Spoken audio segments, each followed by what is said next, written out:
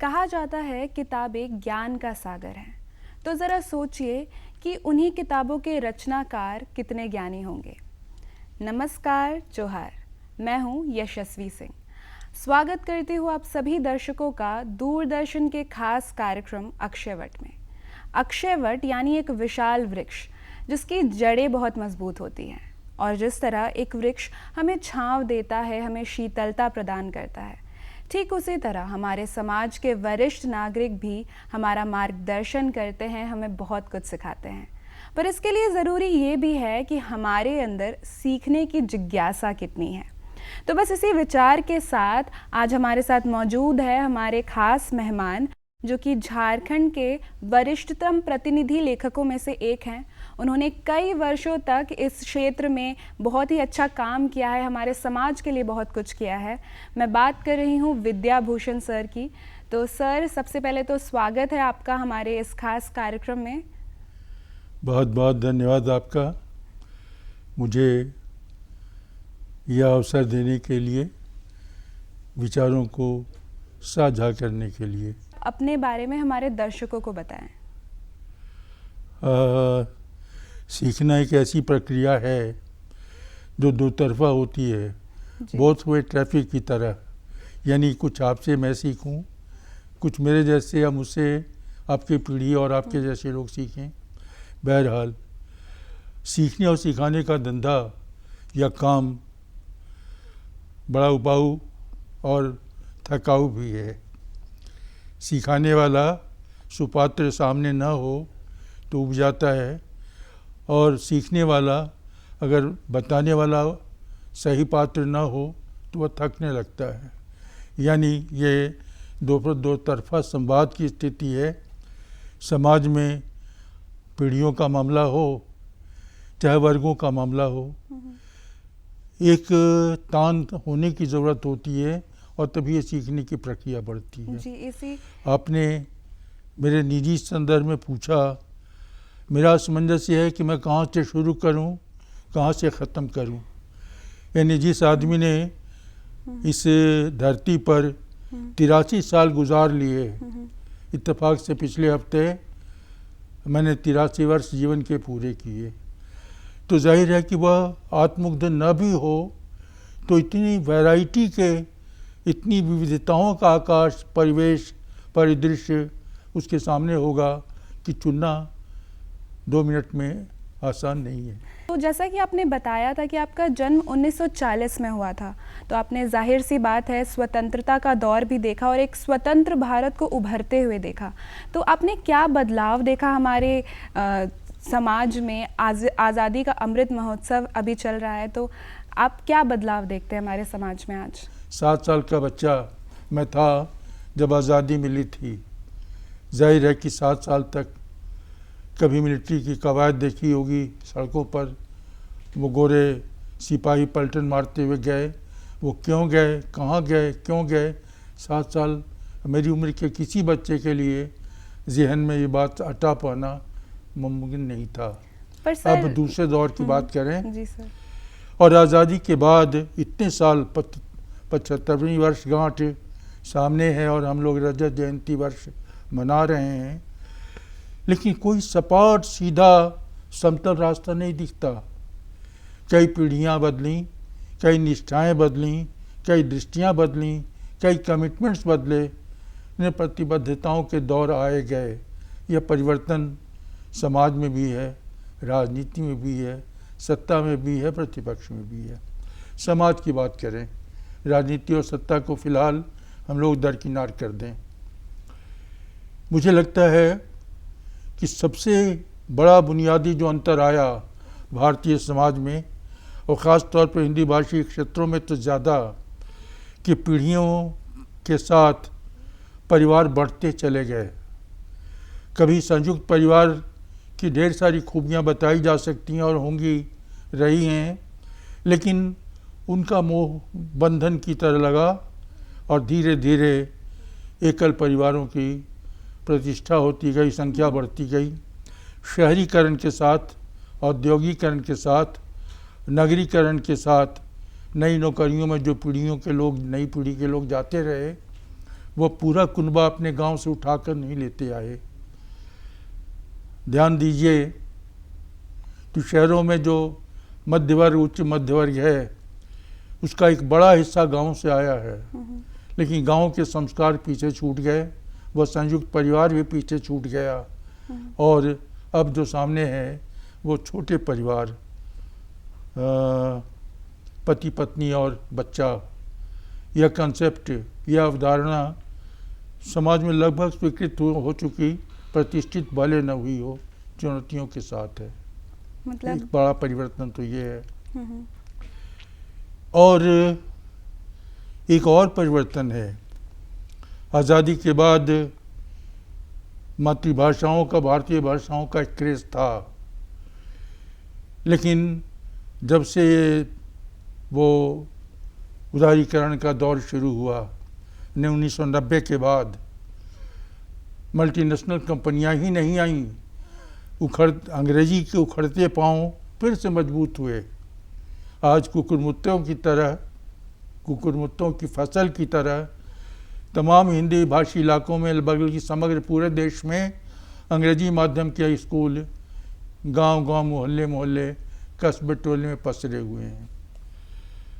यह नैतिकता के स्तर का सवाल नहीं है, शायद बहुत उर्वर, बहुत उपजाऊ, बहुत फर्टाइल जैसा कुछ दृश्य नहीं दिख रहा। तो जाहिर है कि आज की नई पीढ़ी, नवीनतम पीढ़ी, मैं अपने घर की बात करूं तो मैं इत्तेफाक से लेखक परिवार में पैदा भी हुआ। मुझसे बड़े भाई लेखक थे, कई किताबें उनकी हैं। हम दोनों पति पत्नी, ब्यौरे में जाने की ज़रूरत नहीं है। पत्नी की 7 किताबें उनके जीवन काल तक आईं, और मेरी 28 किताबें वो समाजशास्त्र से लेकर राजनीति, संस्कृति, समाज पर आती रहीं। लेकिन इसके बाद की पीढ़ी वो मीडिया में गई, इलेक्ट्रॉनिक मीडिया में, बड़े पुत्र प्रियदर्शन, छोटी अनुराग अन्वेषी, तो कोई न्यूज़ टीवी में, कोई न्यूज़ चैनल में। जाहिर है कि वह माहौल जो सरकारी दफ्तरों के अफसरों और बाबुओं का माहौल है, वो मेरे माहौल का, मेरे परिवार का माहौल नहीं रहा। खुली बातचीत, खुला विचार विमर्श और वैचारिक स्वाधीनता की कद्र, हमने उनको सुना और उनको असहमत होते हुए भी उनको सुन लिया। उन्होंने भी असहमति रखी होगी, लेकिन पूरे सम्मान के साथ मुझे कहा कि फिर देखेंगे, फिर सोचेंगे, फिर कहेंगे, फिर बात नहीं करेंगे। यानी परिवार की धारणा पूरे समाज की धारणा नहीं होगी। मैं यह नहीं कहता जो मेरा अनुभव है वही हर घर के बुजुर्ग का अनुभव होगा, बस मुझे तो लगता है कि एक पक्ष मैंने रख दिया। जी सर, आपने बहुत से बदलाव के बात किए, जिसमें एक तो था परिवार और परवरिश की बात आपने की कि आजकल न्यूक्लियर फैमिली बहुत ज़्यादा बढ़ गए हैं, जो लोग साथ मिलकर रहते थे वे थोड़े से बिछड़ने लगे हैं। तो मैं आपसे पूछना चाहूँगी कि आपके बचपन में और आपने अपने बच्चों की जिस तरह से परवरिश की, उसमें क्या फ़र्क आप देख पाते हैं? ये बड़ा ही रोचक, महत्वपूर्ण और प्रासंगिक सवाल है। मैंने माध्यम की बात कही थी, वो अंग्रेजी माध्यम के स्कूल जो पब्लिक स्कूल्स हैं, तो हिंदी माध्यम से पढ़े हुए बच्चे, ये मेरी दूसरी पीढ़ी तक चलती रही। ये अलग चीज़ है कि बड़े सुपुत्र ने और मेरी पुत्रवधू ने अंग्रेजी साहित्य में पोस्ट ग्रेजुएट डिग्री ली, लेकिन वो उसके पहले तक, ग्रेजुएशन लेवल तक, स्नातक स्तर तक वो हिंदी माध्यम से पढ़ते रहे। यह मैं तीसरी पीढ़ी की बात नहीं कर रहा हूँ। मेरे पोते, मेरे पोती, उन सभी के शिक्षा, स्कूलों की शिक्षा या उनके उच्चतर शिक्षा का समय आ गया, वो माध्यम अंग्रेजी है। यह अंग्रेजी कई स्तरों पर समाज को तोड़ भी रही है। वह हमारे जो पुश्तैनी जीवन शैली है उससे भी अलग हुए। भोजन की थाल भी उनकी बदली, रुचियाँ भी बदली। जी। तो कैसे वो सारा स्वाद शास्त्र, सभा शास्त्र, वो अनुशासन शास्त्र, सारा कुछ डिफंक्ट लग रहा, अस्त व्यस्त रहा। मैं इसको निगेटिव नहीं मानता, मैं मानता हूँ ये संक्रमण काल का दौर है। पता नहीं ऊँट की करवट बैठे विचारों की लड़ाई में, जिसको सभ्यताओं की लड़ाई भी कह लीजिए, जो जीवन दृष्टियों की समय लड़ाई भी कह लीजिए, जो सामाजिक मूल्यों की लड़ाई भी कह लीजिए, वो कौन जीतेगा कौन हारेगा, हम प्रक्रिया में हैं, ट्रांजिशन के दौर से हैं, संक्रमण काल में हैं। बस कहा जाता है किताबें एक व्यक्ति के मित्र के समान होते हैं, तो आप किताबों से इतना जुड़े रहे हैं, तो आपका अनुभव किताबों के साथ कैसा रहा और उसके प्रति जो प्रेम है उसकी शुरुआत आपने कैसे की? किताबें सबसे अच्छी मित्र हैं। अब ड्राइंग रूम या बैठक खाने में मध्य का वर्ग और उच्च मध्य वर्ग को देख लीजिए, सुंदर किताबें सजीली पड़ी होंगी रैक में, लेकिन बुक रैक पढ़ी जाने वाली किताबों के लिए नहीं है। जाहिर है कि यह सपना है कि किताबें सबसे अच्छी मित्र हैं, वो हो सकती हैं, वो आवाम के लिए नहीं, मासेस के लिए नहीं है, सेलेक्टेड कुछ संवेदनशील विचारशील नागरिकों के काम की हैं, शिक्षित समाज की हैं। और प्राचीन साहित्य में जब तुलसीदास की रामायण लोकप्रिय थी, तो जाहिर है कि लोक भाषा और उसकी शब्दावली में वो अवधि में थी, तो जाहिर है उनकी लोकप्रियता का आधार लोक भाषा भी थी, सरल आत्मीय संप्रेषण की क्षमता भी थी। लेकिन इस तकनीकी दौर में यह एक कठिन मामला है।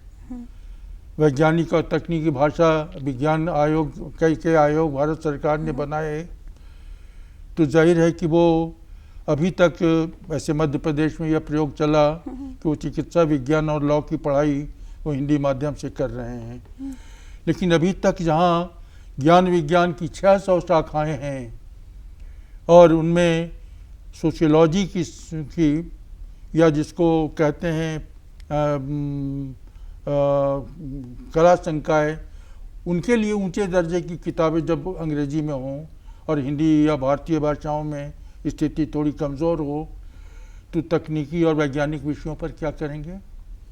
जाहिर है अभी वेट एंड सी, देखो और प्रतीक्षा करो और एक सुनहरे भविष्य की कल्पना करो, संकल्प लो, यही समय है। जी सर, अगर आप कुछ लिखते हैं तो उसके पीछे एक प्रेरणा की आवश्यकता होती है, एक इंस्पिरेशन होना बहुत ज़रूरी है। तो आपके इंस्पिरेशन कौन है? आपको प्रेरणा किससे मिलती है कुछ भी लिखने के लिए? लगता है आपने सारे नुकीले और मुश्किल सवाल मेरे लिए संचय करके रखा है। संस्कृत के जो पाठक हैं, विद्वान हैं, जानकार हैं, वो बताएंगे कि राज दरबारों में जो साहित्य पनपा वो मुद्रा के लिए पनपा, यानी धन प्राप्ति के लिए पनपा। बाद के दौर में जब मशीनीकरण हुई और शिक्षा का लोकतंत्रीकरण हुआ, किताबें छपने लगीं, तो वह लोकप्रियता का आधार बदला और आइडेंटिटी के लिए, अपनी खोज के लिए, अपने स्वत्व, अपने समाज के प्रतिबिंबन के लिए, अंकन के लिए साहित्य लिखा जाने लगा। जहाँ तक मेरा अपना सवाल है, मैं बहुत विनोद में कहता हूँ, मैं लिखता इसलिए हूँ कि मैं दूसरा कोई काम बढ़िया से नहीं कर सकता। कागज़ काला करने के अलावा, यानी कागज़ काला करना तो मुहावरा है, मैं पिछले 22 वर्षों से कागज़ कलम में कुछ नहीं लिखता। इत्तेफाक है कि इधर वॉल्यूम जो मेरे गद्य में आए, उपन्यास और आलोचना की किताबें, समाजशास्त्र की किताबें, वो मेरे कंप्यूटर की देन है, कागज़ कलम की देन नहीं है। कंप्यूटर नहीं होता तो डिलीट करो, ऐड करो, शिफ्ट करो, ये काम कलम से और कागज़ से संभव नहीं है। टेक्नोलॉजी ने आपकी काफ़ी मदद की कि ये तकनीक का या कौशल का जो योगदान है वो बड़ा है। और अब तो ऐसा लगता है कि अपनी आइडेंटिटी, अपनी पहचान अपने स्तर पर भी और समाज के स्तर पर भी, ये दो धारी जो तलवार है उस पर लेखक ढूंढता है। अपनी तसल्ली के लिए लिखता है, लेकिन चाहता है कि उसकी अनगूंज, उसकी इम्पैक्ट समाज पर पड़े, ऑडियंस पर पड़े, पाठकों पर पड़े, पढ़े चाहे न पढ़े, लेकिन इसी गिरते हुए पड़ते हाल में तमाम विधाओं के लेखक मन से इलेक्ट्रॉनिक माध्यम से जुड़े लोग अपनी कोशिशों में लगे हैं, और एक छोटी सी कोशिश मेरी भी जारी है, जारी रहेगी। जी सर, आपके बारे में तो हमने जान लिया, पर अगर हम युवाओं की बात करें तो कहीं ना कहीं आज के जो युवा हैं वे किताबों से थोड़े से दूर होते जा रहे हैं। तो नहीं, ये आपकी बात मैंने समझी, और तीसरी पीढ़ी की बात मैं देखता हूँ तो युवाओं को किताबों से जोड़ना, किताब से वो जुड़े नहीं है, ये बात नहीं मानता मैं। अच्छा। यानी वो कथा साहित्य से जुड़े भले ना हो, किताब का मतलब सिर्फ साहित्य नहीं होता, मतलब सीखने की जिज्ञासा उनमें है, बस सीखने की तकनीक का और विज्ञान के विभिन्न शाखाओं का, ब्रांचेस का। विज्ञान के विद्यार्थी जितनी मेहनत से तैयारी करते हैं तो लगता है कि वो किताबों के से सीखते हैं। वो कोई इल्हाम नहीं है, वो कोई सहज इंट्यूशन नहीं है जो ज्ञान उनको मिलता है, वह किताबों से मिलता है।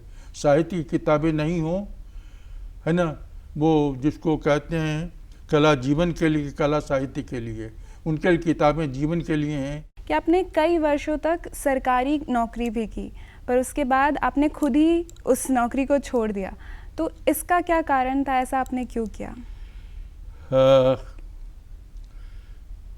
ये मामला मेरे जीवन के लक्ष्यों के दिशांतर का है।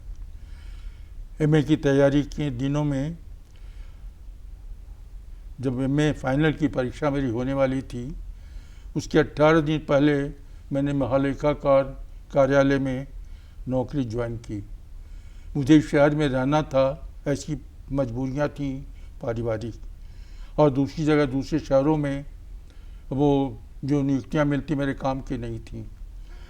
तो लगा कि एक प्लेटफॉर्म, यहाँ से कभी भी जगह बदली जा सकती है। वो दौर ऐसा था कि ढेर सारे लोग महालेखाकार कार्यालय में जाएं और हर साल 40-50 विश्वविद्यालयों में और प्रतियोगी परीक्षाओं में निकल जाते थे। मैंने पीएचडी करते हुए 2-3 विषय बदले, तो जाहिर है कि विश्वविद्यालय की सेवा के लायक बनते बनते बहुत देर हो गई। तो मुझे लगा कि जिस सिस्टम में मैं हिस्सा हूँ उसकी कोई बुराई नहीं, लेकिन वहाँ मन का कोई संतोष नहीं थी, क्रिएटिविटी नहीं, वो प्रोडक्टिविटी आती है, क्रिएटिविटी नहीं है। तो मेरे भीतर जो क्रिएटिविटी थी, सृजनशीलता थी, तो वो अपनी रॉ मटेरियल के लिए, अपने प्रकृति संसाधनों के लिए लगा कि जगह बदलो, जगह बदलो। और फिर तो मैं मंच पर, पत्रकारिता में, साहित्य लेखन में, प्रेस व्यवसाय में, इस देशांतर की वजह वही रही कि कोई तो ऐसी जगह हो जहाँ इत्मीनान, लेकिन इत्मीनान कहीं नहीं होता, इत्मीनान केवल मन में होता है, ख्यालों में होता है, जी, इरादों में होता है। हमारे जो युवा हैं इनकी भी ये समस्या काफ़ी ज़्यादा रहती है कि वो अपने पैशन और एक स्टेबल करियर ऑप्शन के बीच में काफ़ी कंफ्यूज्ड रहते हैं। उन्हें समझ नहीं आता कि कौन सा करियर क्षेत्र उनके लिए बेहतर होगा। तो एक संतुलन कैसे बनाए, कैसे निर्णय ले कि उनके लिए क्या सही है, उनके भविष्य के लिए क्या सही है। मुझे लगता है कि सारे बड़े फैसले एक मोमेंट में ले जाते हैं। बहुत तरह घिसटते हुए धीमी रफ्तार में कोई निर्णय नहीं होता। वो निर्णय राजनीति का हो, चाहे कैरियर का हो या जीवन का हो, एक पल ऐसा आता है जब आदमी चुन लेता है क्या करना है, और जो नहीं चुन पाता वो दुविधाओं की नाव में, 2 नावों पर पांव रखकर लहरों के बीच गिरता उठता रहता है। मैं मानता हूँ कि मैंने सारे जीवन के फैसले एक पल में किए, यानी नौकरी करने की भी, नौकरी छोड़ने की भी। जाहिर है कि बहुत लोगों के साथ अलग अलग निजी मामला है, कोई किसी ढंग से करता, कोई कॉमन ऐसा सूत्र नहीं बताया जा सकता जो सब पर लागू हो, है ना। मैंने कहा कि मैंने जो निर्णय लिए एक क्षण वो में अपने लिए। जीवन के बड़े निर्णय लिए। विवाह का निर्णय मेरा अपना था, नौकरी का निर्णय मेरा अपना था, नौकरी छोड़ने का निर्णय अपना था, व्यापार करने का मेरा निर्णय अपना था, मंचों के संयोजन और संचालन का निर्णय अपना था। फिर लगा कि यह दूर की बात है। तो अंतिम बात यह है कि 2 अखबारों में मैंने 6 महीने तक काम किया। फिर लगा कि वो नहीं रहना चाहिए, क्यों मैं नौकरी के लिए नहीं गया था। जाहिर है आत्मसंतोष बहुत बड़ी चीज़ है, वो जहाँ से मिले और जैसे मिले उसकी तलाश हर आदमी को जारी रखनी चाहिए। आपने कहा कि एक पल में आपने फैसले लिए, और जब ऐसा होता है कि हम एक पल में फ़ैसले लेते हैं तो कई बार वे फ़ैसले जब सही हो जाते हैं तब तो आत्मसंतोष रहता है, पर कई बार वे फ़ैसले गलत भी हो जाते हैं। तब कहीं ना कहीं युवा थोड़े डिप्रेस्ड हो जाते हैं, आम लोग भी थोड़े से परेशान हो जाते हैं। तो ये जो मानसिक तरीके से अपने आप को संतुष्ट रखे या एक मानसिक स्टेबिलिटी हो, उसको कैसे बिल्ड किया जाए? बस इसको एक उदाहरण से मैं बताऊंगा। मैंने जब 14 साल प्रिंटिंग प्रेस चलाया, उन दिनों मैं छोटानागपुर मुद्रक संघ का अध्यक्ष भी था और प्रिंटर एसोसिएशन का प्रेसिडेंट सेक्रेटरी भी था। लेकिन मुझे लगा कि ये मुझे बंद कर देना चाहिए। फिर एजी ऑफिस की नौकरी मैंने छोड़ दी, बंद कर देना चाहिए। मेरे मन में यह संशय था कि कल संभव है कि कोई ऐसा दौर आए जो मुझे किसी के पास वो मदद के लिए हाथ बढ़ाना पड़े। तो लोग कहें देखो इस सिरफिरे को भारत सरकार की नौकरी इसने छोड़ दी। 2 अखबारों में बुलाया गया और उनको 6 महीने के भीतर बाय बाय कर दिया, है ना। जमा प्रिंटिंग प्रेस था, 2 मैनेजर थे, लेकिन उनको कहा कि नहीं ये व्यापार का धंधा ठीक नहीं है। तो लेकिन इत्तेफाक की बात, मैंने जो भी निर्णय लिया, आवेश में निर्णय की बात मैं नहीं कह रहा, मैंने एक मोमेंट की बात कही। मैंने कोई भी निर्णय आवेश में नहीं किया, सोच विचार के एक निर्णय किया, और इत्तेफाक की बात है मुझे शर्मिंदा नहीं होना पड़ा। ये मेरी निजी बात है जी। आपने ज़िंदगी को अपने शर्तों पर जिया, अपने तरीके से जिया। आज भी। और अगर आज की बात करें तो आज आपका दिनचर्या क्या रहता है? आजकल आप क्या करते हैं? दिनचर्या मेरी बहुत सिमट गई। आज भी गणना मेरी थोड़ी गलत ऊंची नीची हो सकती है। 8 से 10 घंटे अपने कंप्यूटर पर बिताता हूँ। दिन का समय थोड़ी अस्त व्यस्तताओं में बाहर घर से नहीं निकलता। बाहर कभी 2 महीने पर, कभी 3 महीने पर डॉक्टर के यहाँ जाना हो तो घर से निकलता हूँ, है ना। ड्राइंग रूम, मेरा डाइनिंग रूम, मेरे बुक रीडिंग रूम और मेरा कंप्यूटर, और मेरे घर के जो लोग हैं ज़रूरत के हिसाब से मदद करते हैं। मैं नहीं उबता, मैं अकेला अपने को महसूस नहीं करता, मैं निठल्ला अपने को महसूस नहीं करता। पूरे कॉन्फिडेंस के साथ मैं काम करता हूँ। पूछे काम करते क्या आता है? पिछले 7 महीने में मेरी 6 कहानियाँ देश की बड़ी पत्रिकाओं में आई हैं। मेरी 2 पुस्तकें इस साल मार्च में आई, और दिसंबर से पहले 2 किताबें और आएंगी देश के बड़े प्रतिष्ठानों से, है ना। जाहिर है कि ये प्रोडक्शन कहाँ से आता है, सृजन कहाँ से आता है? श्रम से आता है, समर्पण से आता है, बस। तो आपने आज भी मेहनत का साथ नहीं छोड़ा, आपको अपने लेखन से काफ़ी प्यार है, अपने पैशन का साथ नहीं छोड़ा, और इसलिए आपकी दिनचर्या भी इतनी अच्छी है और आपको इतना सुकून है अपने जीवन में।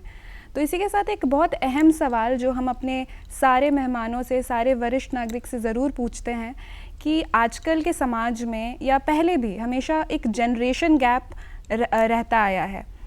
जो युवाओं के जो विचार हैं और एक वरिष्ठ नागरिक के विचार हैं, उसमें अक्सर मतभेद होता है। वे लोग एक दूसरे को बेहतर तरीके से समझ नहीं पाते हैं।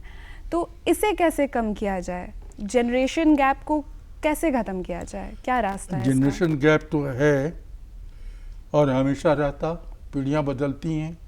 वो एक पीढ़ी की उम्र आप 35-40 साल मान लीजिए, तब तक दूसरी पीढ़ी का नेतृत्व परिवार में चला आता है। लेकिन यह टकराव का मुद्दा बने ज़रूरी नहीं है।